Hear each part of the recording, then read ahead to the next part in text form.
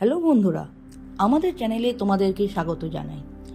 আজকে তোমাদের সঙ্গে শেয়ার করতে চলেছি আরও একটি সত্য ঘটনা, এবং সেটা খুবই ভয়ঙ্কর একটি ঘটনা। ঘটনাটি ঘটেছিল আমার বন্ধুর ভাইয়ের সাথে।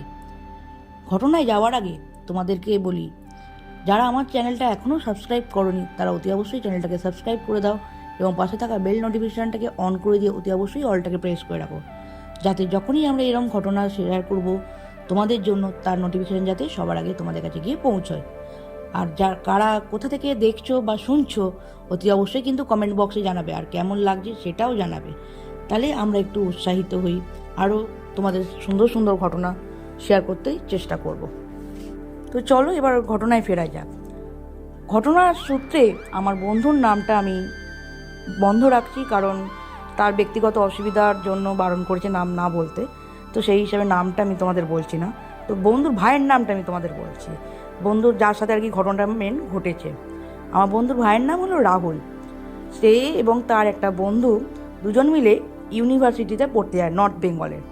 তো পড়তে গেছে দুজন মিলে, দুই বন্ধু মিলে একই কলেজে একসাথে পড়েছে এতদিন ধরে। এবার ইউনিভার্সিটিতে ওরা দুজনে ঠিক করেছে একসাথে পড়তে যাবে। তো কিছুতেই বাড়ি থেকে রাজি হচ্ছিল না তার মা বাবা। বলছে দরকার কি অত দূরে পড়ার, কলকাতায় আছিস কলকাতাতেই থাক, হ্যাঁ বেকার অত দূরে বেকার পড়তে যাচ্ছিস, আবার খরচাপাতি বাড়বে, আমাদের সাধারণ মধ্যবিত্ত ঘরের সংসার, কোথায় পাবো এত পয়সা খরচ করার।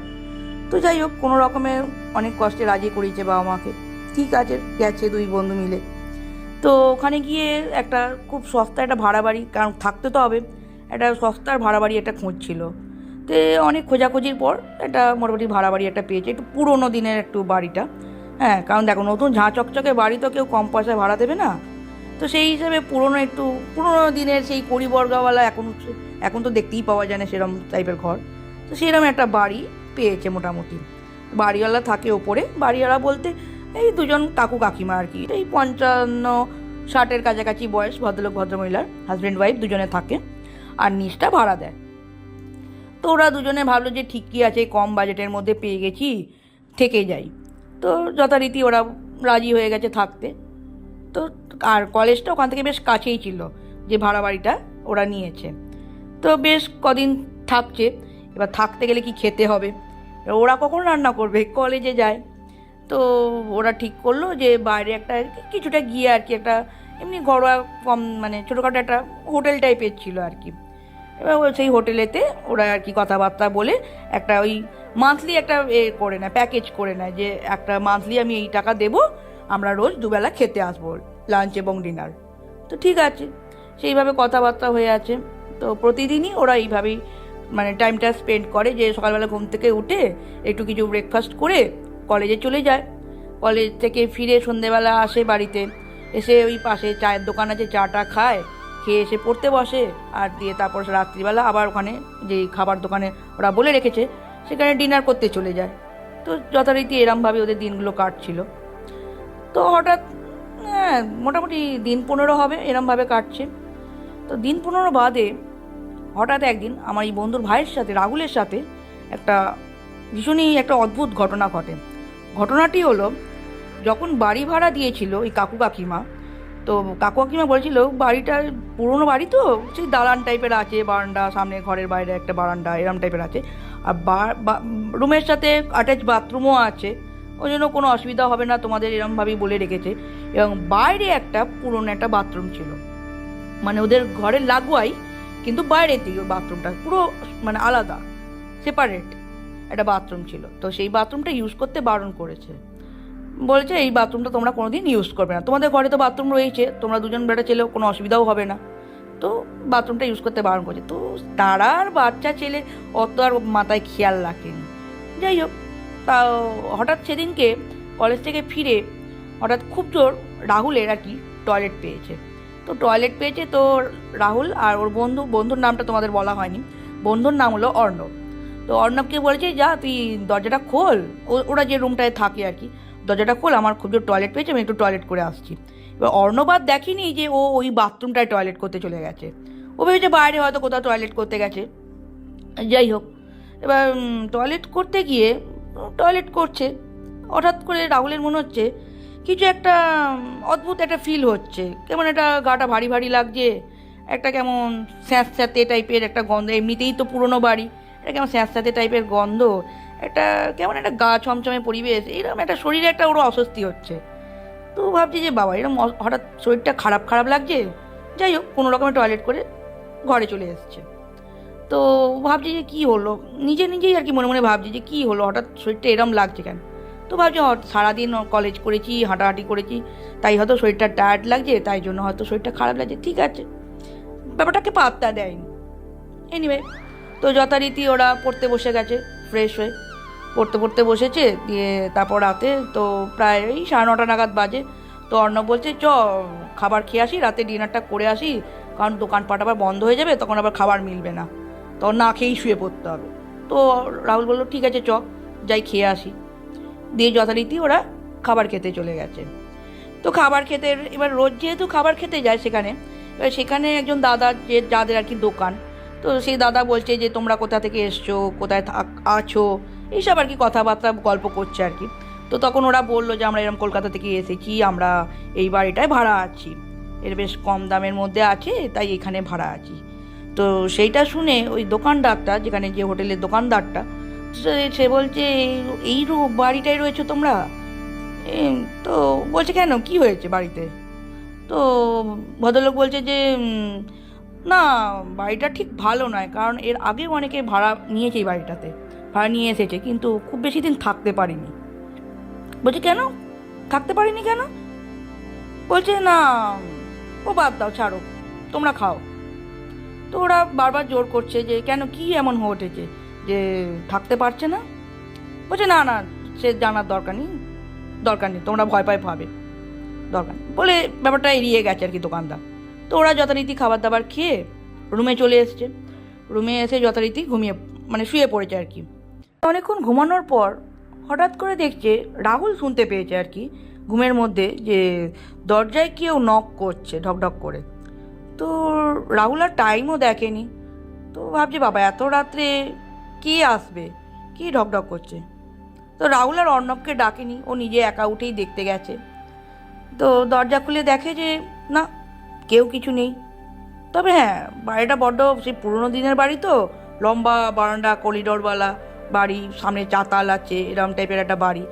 তো সেই হিসাবে একটু নিঝুম নিঝুম ফাঁকা ফাঁকা, একটু আলো আধারি ব্যাপার আছে। ওদের রুমের বাইরেটা একটা ছোট ডুম জ্বলছিল, এবার সেই পুরোনো দিনের ডুম তো অত জোর আলো নয়, সেই হালকা হলদে ডুমের মতো আলোর ব্যবস্থা, একটা আলো আধারি পরিবেশ আছে। যাই হোক, এবার ওর ঘরের অপোজিটে প্রান্তে ওই বাথরুমটা রয়েছে, ওর ঘরটা যেখানে শেষ হয়েছে তারপর বাথরুমটা যেহেতু রয়েছে, বাইরে যে বাথরুমটার কথা তোমাদের এতক্ষণ বলছিলাম, তো সেই বাথরুমের দিক থেকে ভাবছে হয়তো বাথরুমে কেউ গেছে বা কিছু। তো বাথরুমের দিকে তাকাতেই ও হঠাৎ দেখতে পায় বাথরুমটা যেখানটা শেষ হয়েছে, মানে যেখান দিয়ে বাথরুমে ঢোকার দরজাটা, তার ঠিক পাশে হঠাৎ মানে জমাট বাঁধা একটা অন্ধকারে একটা অদ্ভুত একটা অবয়ব দেখতে পায়। অবয়বটা আবার ঠিক মহিলার একটা শরীরের গঠনের মতো, মনে হচ্ছে একজন মহিলা দাঁড়িয়ে আছে, মহিলা অবয়ব। এই মহিলা অবয়বটি চোখ দুটো কেমন জ্বলছিল, পুরো আগুনের মতো জ্বলছে। তো সেটা দেখে হঠাৎ ও চমকে যায়, ঘাবড়ে যায় আর কি। তো ও কী করে, তাড়াতাড়ি করে ধপ করে দরজাটা বন্ধ করে দেয়, ওর নিজের রুমের দরজাটা বন্ধ করে দিয়ে এসে তাড়াতাড়ি করে বেডে এসে বসে ভীষণই টেনশন করে যে কী ব্যাপারটা, কী ঘটছে, কাকে দেখলাম।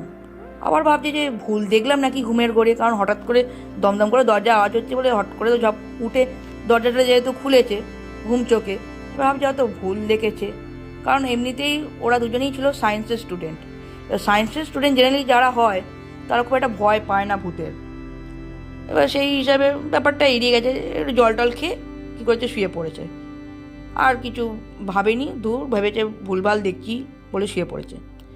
তো যথারীতি পরের দিন সকালবেলা আবার উঠে ওদের যাবত যেমন রুটিন অনুযায়ী কাজকর্ম সেরকম চলছে। তো দিন দুয়েক বেশ ভালোই কাটলো।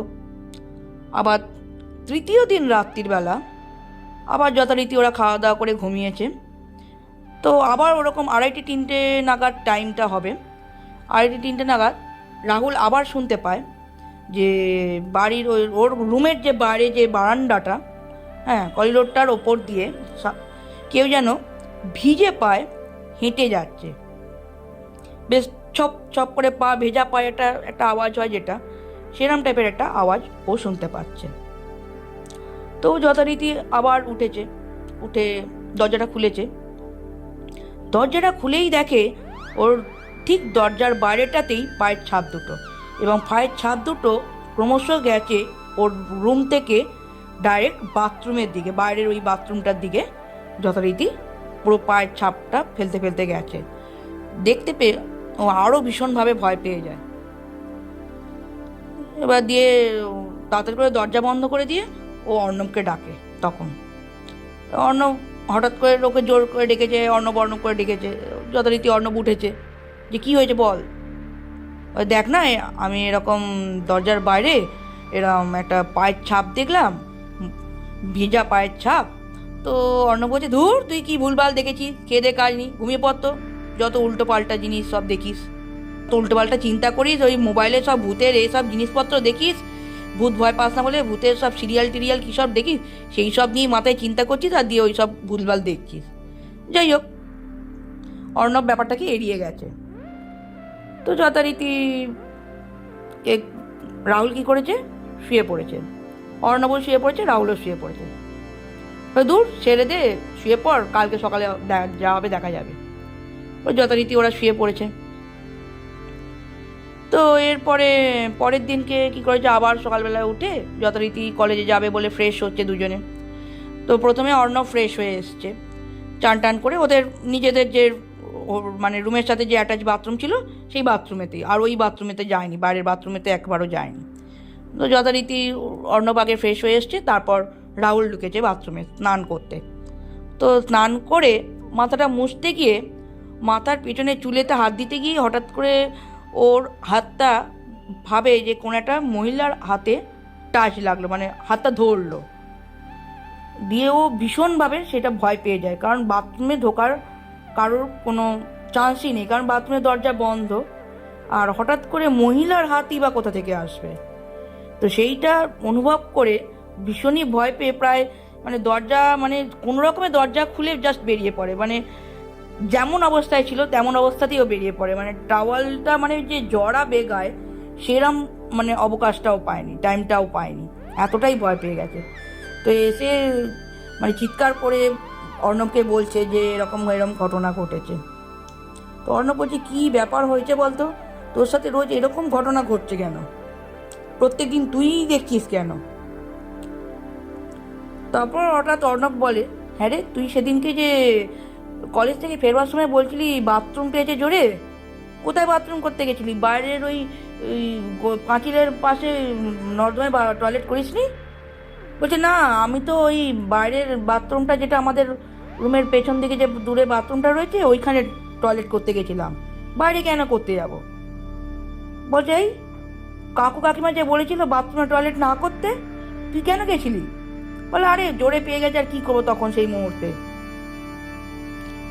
বলে, ঠিক আছে, তুই তাড়াতাড়ি জামা কাপড়টা পর, আমি দেখছি কি করা যায়।